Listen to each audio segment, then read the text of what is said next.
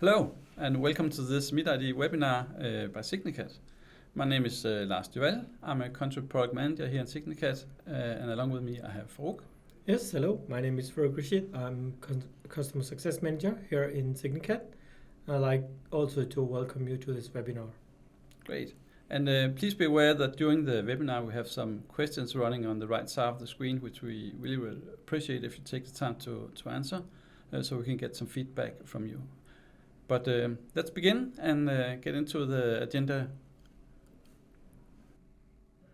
So let's dig into this webinar. The theme of the webinar is how you can improve the value of MitID within your organization.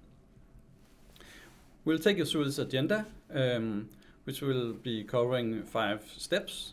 First, I'll give an update on MitID, what has happened in the last period. I'll talk a little bit afterwards about how you can improve the value of MitID if you have already implemented it. We come with a use case of how we have made an implementation with a customer. In this case, we're talking MitID business. And then we're going to talk about what services Signicat has available for you so you can get the most out of MitID with the possibilities that we have for you. During the presentation, you have a chance to come with questions and ask questions in the right side of the screen, and we'll try to answer as many of them at the end of the webinar as possible. So let's see how many will come in. So if we start with the status of MitID, as you are probably all familiar with, MitID has been closed down. It was closed down on the 1st of November, and the transition went actually quite well. We were always, of course, excited to see how it would go, but we experienced very few problems with it. Some customers had forgotten to remove some links, but apart from that, it all went quite well. So we're happy that all of you have made good preparations for this, so that was quite nice. But if we're talking about MitID, which is now the solution that is relevant for all of us, we can forget about MitID. Some new functionalities have come along in the last period since we had the last webinar. And of course, the key functionality here was the channel binding that was introduced in the summertime. It was meant to improve the security through the use of QR codes, which made certain that the customer, the user, was located at the same place as the authentication took place. There was also some app switching functionality that would ease the customer journey so that the customer was taken directly to MitID authentication and back if you chose to implement this functionality. But we have to admit that there had been some technical challenges in this process because there was some technical requirement following these new improvements. And for some organizations this proved to be a bit difficult, and we tried to help as much as was possible, but that must be said that some challenges was actually taking place there. So that was the release that came this summer, and then late this fall we had some further improvements. This was regarding MitID Business, where it would support the non-Danish passports, which was actually quite useful improvement, as a lot of organizations have employees working outside of Denmark who need to be in dialogue, for instance, with tax and so on. And for them to keep working with this dialogue when MitID was shut down, it was quite important to have this functionality in place. So we are quite happy actually for this new functionality. Then there's also been some smaller improvements. That was in the latest release, where they improved the enhanced options for how you could suspend MitID without being logged in, using your CPR number or your birth date as a means of doing that. Also, there have been some improvements regarding the national characters that could be used, non-Danish characters which could be used in the identity card, and that was supported also. And then the latest improvement here is the dynamic QR code that we are now familiar with, I guess. But in order to improve the security here, the lifespan is reduced from 5 minutes to 15 seconds before it's changed in order to make it more secure. So that would be a change for some of the end users in that respect. So those are the updates that we've chosen to mention here. There has also been a list of very small changes, but if you are interested in hearing more, just don't hesitate to reach out to us and we can have a dialogue about that. On top of the changes I mentioned before, there's also a new possibility for you, which will be the possibility of adding your logo to the MitID interface. This way you can make a better experience for the customer, because they'll be sure that they are operating within the same frame regarding your organization when they are doing the authentication. So this service will be available for customers who are using our Advanced Graphical Profile as an add-on. For these customers, you can have the logo implemented without an extra charge. But let's see how it could look like, because we have a test customer which has implemented it, and this is easy. So you can see here that the easy logo is appearing as a central part of the interface as compared with the MitID earlier, which will of course emphasize that it is your company that they're interacting with. So it's a nice change, but it has some requirements that you need to fulfill when you want the logo. They're specified here, and you will be able to see it in the documentation when we send the slide deck out. But you will need to receive it in a specific format, and with certain size requirements also. So you need to be aware of them when you're reaching out to us. So what you should do if you're interested in having this logo attached to the login process is that you should reach out to our support, and then we'll initiate the process with you. It's not very complicated as long as you meet the requirements, but if you go through the Signicat support channel, then we can set it in motion. Something that's also new, or rather new with MitID is the method called local IDP. Local IDP is a solution that's offered by Digitaliseringsstyrelsen. It is an alternative to MitID Business, and it's available to organizations who want to be able to issue identities to the employees that can be used both internally and in cases where they normally would use MitID Business. This way they would have an easier setup in administrating the identities and changes to that in the AD, because this is synchronized with NemLogin, so they don't have to change it at both registries. And that's of course is a benefit for this. But it is quite strict. So if you are an organization who want to implement local IDP, an NCIS certification is needed. That means that it's rather few organizations that has done so. It's about 125 organizations that have done that, and perhaps 90% of these organizations are municipalities, public organizations. So this is mainly the area where they are interesting, and this means that that this is also mostly interesting for you if you have a lot of interaction with these sorts of organizations. So if you don't have dialogue with customers who are municipalities or similar who have implemented local IDP, then this is not of interest to you. But a lot of Danish organizations, also among you, have that kind of interaction, and that's why local IDP I think could be interesting. On the right-hand side, you can see examples of local IDP as is implemented right now. As you can see, there's a tab there for local IDP as an alternative to MitID, and you can see how it looks with the drop-down menu. Please know here, this is not our solution. Our solution will be available sometime in January, and will have, of course, a similar functionality, and with the same tools available in terms of authentication, but not signing. This will only be for authentication initially. But why is it interesting? So why should you find this so interesting? Well, as mentioned, if you do have customers who have implemented local IDP, they might expect to be able to use those identities when they're accessing your service. So if you only offer, for instance, MitID Business, and some of them or a lot of them are using local IDP, then it will be more troublesome for them to log in and authenticate themselves if they have to also have the MitID available instead of just using the local IDP as they have done. So So that way, this could be interesting to you, and you cannot see it in the transactions that's failed or so on, because they don't get the option of logging in the local IP. So you'll mostly find out if you get inquiries through your service support desk or service desk telling you, we couldn't log in, we didn't have the option, and so on. So that will be the way that you get familiarized with that need among your customers. Or perhaps you don't have that need, and then it's fine. But Signicat will be offering this service. We expect it to be live, as mentioned, sometime in January. We'll be offering a soft launch soon to one of our customers to test it and make sure it works in the right way. And we'll only be offering the authentication method, so not the signing part.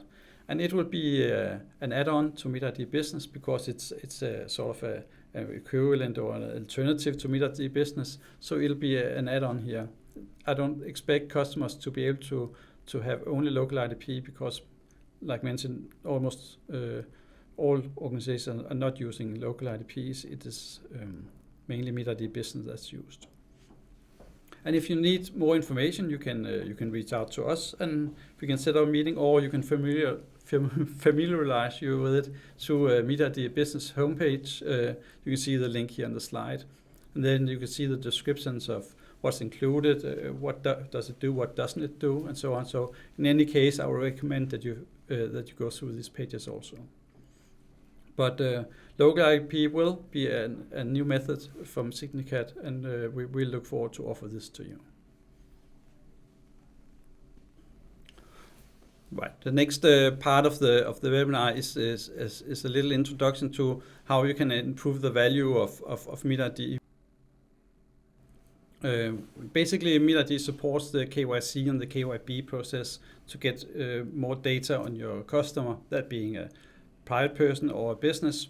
MitID quite strong on that, but also it has some elements that makes it a very strong EID. Firstly, MitID has critical mass. It's used by almost all Danes, and a lot of service providers in Denmark are using it, which makes it supporting each other and providing the critical mass that makes it so strong. Further, it supports the compliance requirements that is stated by EU in the EIDAS regulation setup. In Denmark, we use the NSYS interpretation of that, but also MitID has a lot of strength towards the risk reduction. The multi-factor login and the continuous improvements of the solution makes it very strong in this respect. The last thing we saw was the implementation of the QR codes, which through the channel binding makes sure that the person is located where the authentication is taking place, and thereby reducing risk significantly. But also the ability to support both authentication and risk and signing makes MitID very good, because then the user are becoming well aware with the process as well. They use it for several purposes, and thereby it reduces the dropout rates very much as compared if they are not familiar with the setup. So MitID has a lot of things working for it. But it also supports a lot of customer journey steps here, and I'll try to give an example here of the different tasks that it's supporting. Firstly, of course, it supports the identification part through authentication with a lot of value of the high degree of trust that MitID has within the Danish society. Then continuous improvement of security and the well-known flow. So the identification task is well supported. In some industries, the consent to share the data is also part of the process, and that consent can be given through the authentication as well with MitID, and thereby improving the degree of trust. It's done in a very easy and fast manner, and the fact that MitID has critical mass means that the support of this part will also be relevant for almost all your users. As mentioned before, MitID can be used for signing. So if you want to have an agreement signed, you can use the MitID signing part for that. And again, the value of high degree of trust, the fact that it means to meet the compliance demands, and also that it's an easy flow makes it very useful. And of course, then again, once you have identified customers, some of them will be returning again and use your service again and again. And this authentication of returning customers is of course also supported with MitID, with these values of an easy flow, the well-known interface, and the high degree of trust. So MitID is a tool that can be used throughout the customer journey, which makes it very strong, I believe.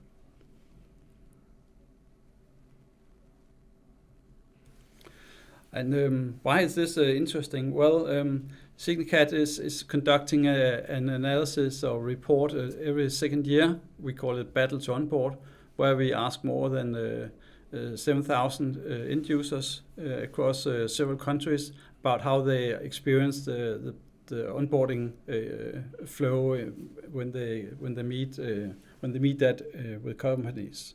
And the conclusion is sadly pretty clear, that it's getting worse.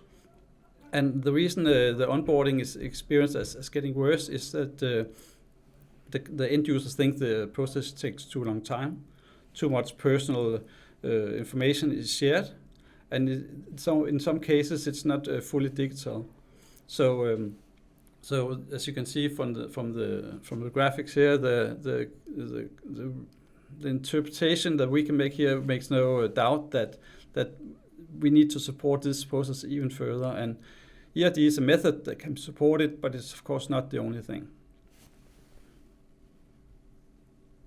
But MitID is of course one tool that you can choose to help this journey and to reduce the risk that you experience with this flow, and how you can make sure that the customers are actually who they are, and the KYC, KYB process and the requirements are met as good as possible.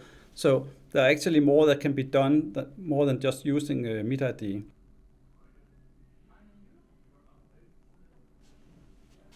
As you can see here in this slide, we have shown some of the tools that can be supplementing MitID to even expand even further in meeting the requirements of the KYC, KYB.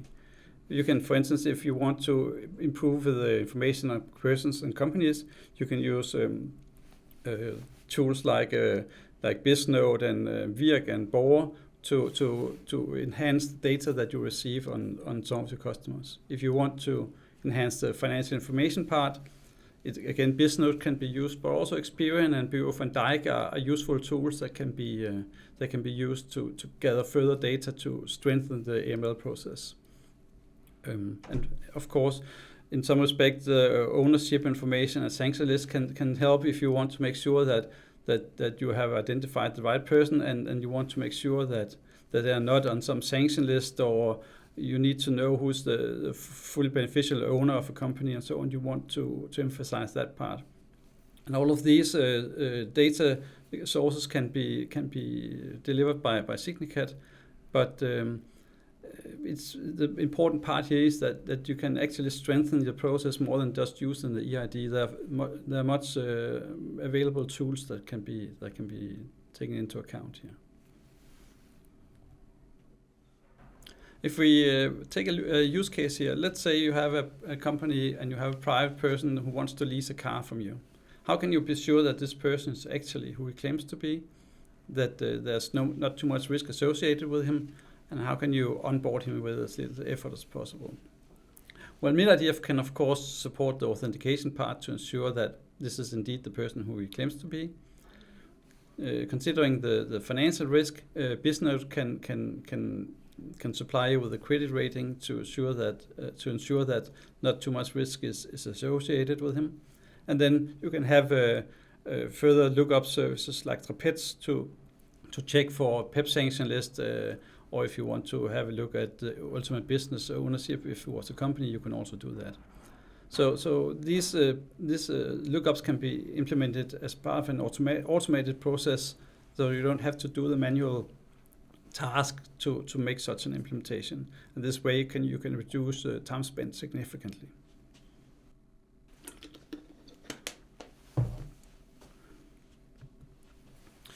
Some use case of some major companies who has actually done this with us is American Express, who has helped supporting the cross-border onboarding within 6 countries.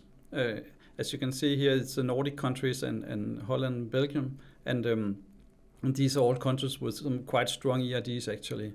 But we have, as you can see, improved the conversion rate from 63 to 82% just by automating this process of using EIDs and EIDVs in these 6 countries. The other example is Santander. In this case, we're talking about digital onboarding, which has been improved significantly by using the EIDs and to have an automatic check for the financial status. So this automated process can be implemented and with significant benefit, as you can see in these 2 use cases with Santander and American Express. Now Farooq will take you to the agenda with the implementation of MitID. I'll hand it over to you, Farooq. Thank you very much. And and thank you for those that has already answered the questions on the right side. And please, we will have more questions coming up, and we will appreciate if you answer those. I will walk you through the implementation of MitID. So the implementation of MitID is taken from a real life situation from one of our customers, and I would like to walk you through how this has been done. To have some historical facts, then MitID and NIM Login 3 has been introduced, and the things that the parts that they cover is like Voices 2 is going to Voices 3, so it's a system-to-system product.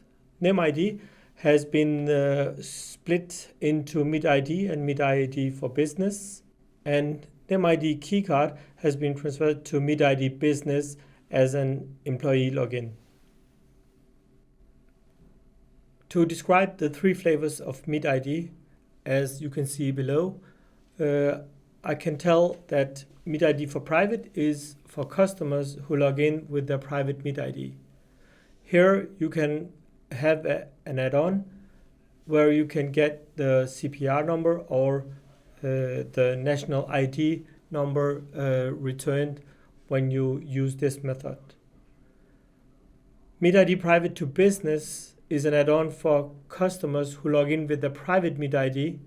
It presents the sole proprietorships that the person can sign up for according to virk.dk. And the last one, called MitID for Business, is for customers who log in with their business MitID. And then we can look up in NIM Login to see which affiliations you have. Here you will get a CVR number, a company number, returned. So what do you have to prepare for before the go live? Looking at it from both a product and for a development perspective.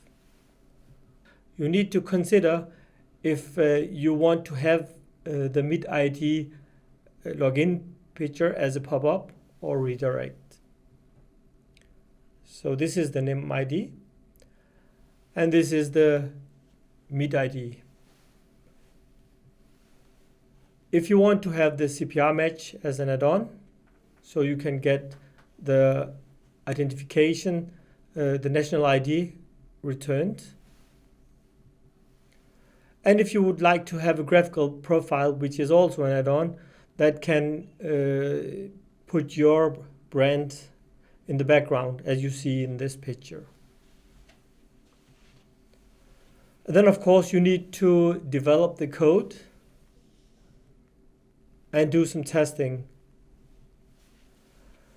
And the ordering of the environments has also to be placed in test environment on to the system and then into the production environment.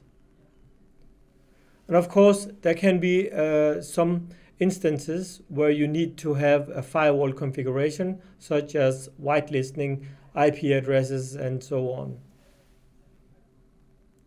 On top of this, you of course need to get the monitoring and support as well. You of course need to have a professional team from Signicat that can handle these implementation processes. And we have of course this commercial owner, which is the assigned senior sales executive, which you do the agreement with. And then of course we have a technical project manager who is an assigned onboarding manager who knows all about how the technical setup is done. And of course we have a dedicated customer support team that helps you in any case after the onboarding has been done. Then the customer support will take over. To look at the customer onboarding, so you have, as seen here, you have the sales team that handles all the contract related questions. Also point of escalation if there are any, and technical questions before signing. This team is the key account manager and a pre-sales. And on the other hand, we have also the onboarding manager, who is your dedicated technical expert during the onboarding, that guides you through the onboarding and supports with configuration and technical questions and implementations. The sales team will cover the preparation, so that will be reading the documentation, access to sandbox environment, plan internally for timelines and development capacity, and then test methods in sandbox environment. And then of course the signing of the contract with Signicat. And after the contract is signed, you should get an invitation for a kickoff meeting. And in the kickoff meeting, the onboarding manager will be present and will take the lead from here. After the kickoff meeting, we will integrate Signicat APIs in the sandbox and production environment with guidance from the onboarding manager. Then we will do some testing in both environments, both the sandbox and production environment, create the production credential and such, and ensure that everything is working before we go live. And the go live is also kind of a test where you give a handshake to the between the onboarding manager and the customer, so we know that everything is green lighted and that we can shake hand on everything is ready for go online. That was all about the implementation and onboarding of MitID, and I will now hand it over to Lars, who will walk you through how can Signicat help you get the most out of MitID. Here you go, Lars. Thank you. Thanks, Farooq. Yeah, we've been walking through a lot of the latest news from MitID. We've been talking about how it can be used across different steps of the user flow and the implementation. And now I'm going to talk a little bit about how Signicat can help you with the available services within MitID. We have, as you can see here, divided into basic services, authentication methods, add-ons related to payment, and general user experience add-ons. So it's a lot of different things that can be combined here. But basically, you have two uses of MitID. You can use it for authentication to make sure people are where they are, and you can use it for signing to make agreements as such. Below that, you have the methods that can be used for this, and we have three methods, and with one extra coming up. So we have the MitID private, the MitID business, private for business, and the local IDP. So a lot of different methods that can be used according to which specific needs that you have. But on top of that, we have the add-ons as well, which can help you expand on either security or user experience or the graphical experience that the users meet. And then, of course, MitID is a key tool within the payment industry. And here, things like the PSD2 compliance is of relevance. The transaction consent that can be used, and 3D Secure, which is used to the final approval of when you make a payment transaction. And all these services can of course be chosen depending on what needs you have within your industry and within the specific service that you offer. So the usual setup that our customers have, and which perhaps can be of inspiration to you, is that on top of the methods that's chosen, you will have the Advanced Graphical Profile. This emphasizes that it's the same look and feel because you can reuse some of the elements from your corporate virtual image, so you have the same appearance. You can use a subdomain, which emphasizes that it's the same URL that mentioned your company name, so it's not just Signicat that appears here in the URL. You have a CPR match to enhance the security by matching the CPR number with the UUID to strengthen this. And then to some degree, the MitID private for business is used and MitID is a lookup to check in Virk whether a person has some companies that they can represent, and this will be listed as an option also, so they can choose in what context they authenticate themselves.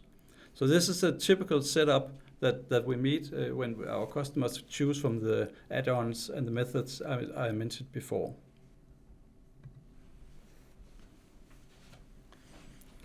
Yes, and now let's turn to the questions. There have been some questions coming in throughout the time here, and let's see what they have asked here. Yeah, the first one is actually a very present and interesting one. We've been asked, where can I find out if my customers have local IDP? And could be interesting to hear what is local IDP and when can they get it? Oh. Well, in fact, the local IDP is in this context meant for our customer's customer. So this is a method that some of you guys, you have perhaps some customers who have implemented local IDP. Now they want to use it in your services. And the risk here is how will I know how much will it be used? So that's basically what I think the question is about.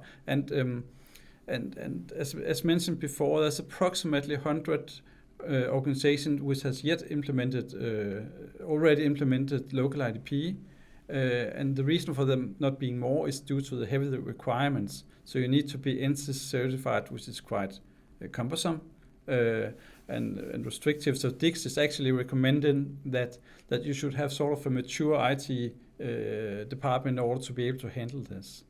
And it's not like you can find a definite list of who has got it already. But on Dix homepage, they have something called NCIS positive list, where you can see who has been listed there and who has been approved, NCIS approved for this. And that contains about 100 organizations, 120, and there you can find some of them. But it's not all organizations that are listed there. So it's just like a sort of an indicator of who is definitely listed there. So there's not like a final list for this. Okay, so I guess that we will also get send the link to the page to the customer as well. Yeah, we will. Yeah, it's a good question. We'll include the link in the slide deck so you can see there where you can find more information. Perfect. Oh, another question related to local IDP. Can my customer get login if we don't offer local IDP? That one is interesting because I guess that local IDP is not necessary for everyone. No, but also if let's say you have an organization that has chosen to implement the local IDP, then you want to use it as many places as possible. And if we have a customer who has chosen not to buy a local IDP method from us, then the person representing the local IDP organization cannot log in with the local IDP. Then it requires that they also have a MitID. It is often the case that they do have that, but it's not something that you can take for granted that is indeed the case. So you might have a case where a customer calls in and say, I can't log into your online service, I only have local IDP, what should I do? So there might be a risk there of some users not being able to log in if you don't have the local IDP. Yeah, but I guess that in those instances, customers can engage with Signicat and get help with the information that is needed. Right. Yeah. As mentioned earlier, also we expect to be live with this in January. So sooner we are live, we are actually able to offer this method, so you can handle those kind of customers as well. Yeah. Perfect. Sounds interesting. Yeah. So on one of the other topics that you touched last was that about the logo. That's a very interesting feature. So when can customers get the logo in the MitID user interface?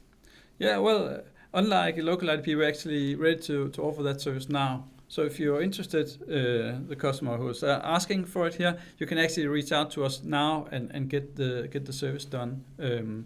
But please remember the requirements I mentioned about the format and the height and width of the logo. You need to be aware of that. Otherwise, the implementation takes somewhat longer, and we have to spend more time on it. So the requirements are quite key here. Yeah. But apart from that, the onboarding itself doesn't take long. It's quite a simple process. Okay. But I guess that customers has to contact support@signicat.com, and then we'll take it from there, right? Yeah, exactly. Exactly. Okay.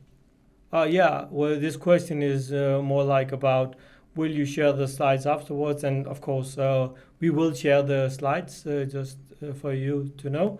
And we will do this by email. Another question, which is regarding the logos. Can I get our logo inserted also if we don't have Advanced Graphical Profile? And you kind of said it, but could you elaborate a bit on that? Yeah, it's a prerequisite that you do have bought the Advanced Graphical Profile from us. So if you don't have it, you need to buy it. But if you buy it, you will get the logo for free. It's part of the Advanced Graphical Profile service. Okay. So you have to be paying for the Advanced Graphical Profile in order to get the logo as well. Nice. Let's see. So we have, why is MitID not enough to support the compliance requirement? Isn't it what EIDs do? That's also an interesting thing. Why is MitID not enough? Yeah, well, it's a good question, because I just spent a lot of time emphasizing how good MitID was and all that you could do with it. So quite relevant question, actually. But you have to be aware that the MitID contains something we call attributes, which are the data that comes along with the response with MitID. And we can only supply the data that's included in these attributes. And they don't cover all that you will need for these processes, especially if you work within heavily regulated industries. You will find more requirements than you can meet with just the EIDs. So the EIDs are quite strong, especially when they have a lot of coverage, like in the Nordic countries. But you still might find that they don't provide all the data that you want if you are in a regulated industry. And in those cases, services like mentioned with Bisnode or Trapez or similar might be relevant to make sure that you meet the requirements compliance-wise. Okay. Wow. That's heavy stuff. Yeah. Okay, so I can see customers are really interested. The listeners are interested in the local IDP. So we have one more question regarding the local IDP. So I know that we've been working on the authentication in local IDP. What about the signing part?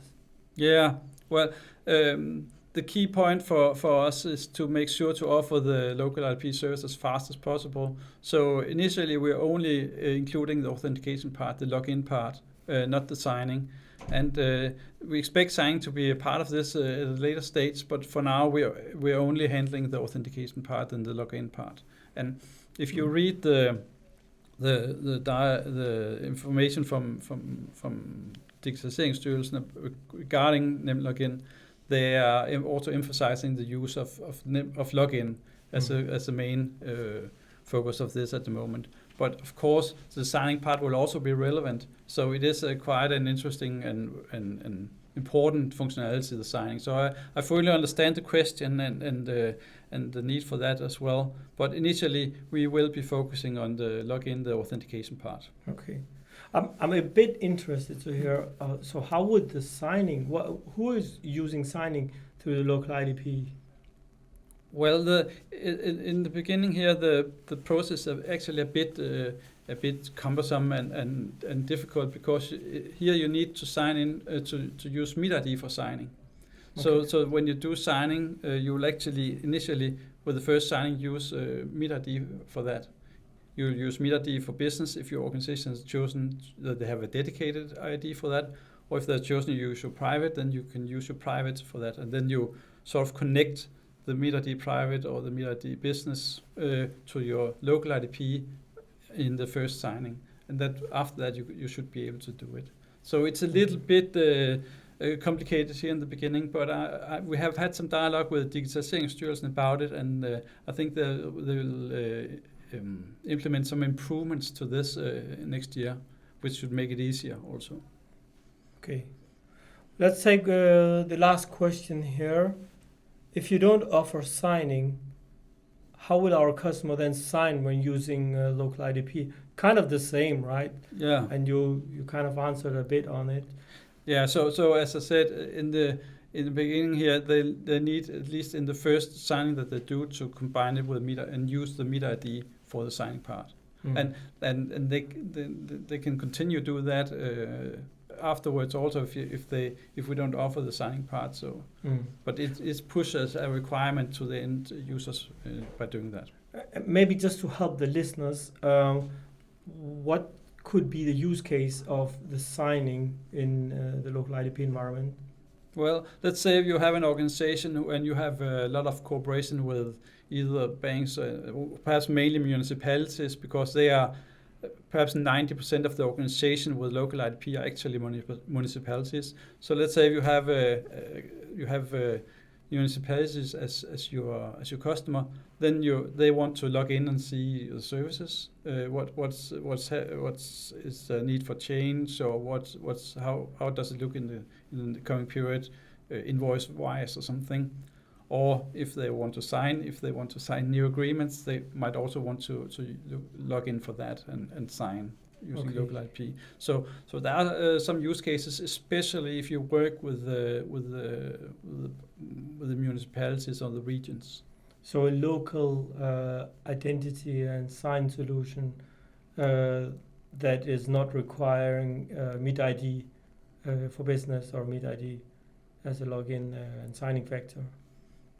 Yeah, but it is an alternative. So local IDP is an alternative to MitID business. So you can use MitID business and local IDP respectively. So if you don't have local IDP, you can just use MitID business, and that will be the same result. So I got wiser today. So well, that concludes the questioning right now. So. Of course, as Lars also said before, if you have any more questions than these, then please do send an email to us, and we will answer back on the emails of the questions that we get from you. Thank you very much for listening in. Yeah, thanks a lot. Have a nice day.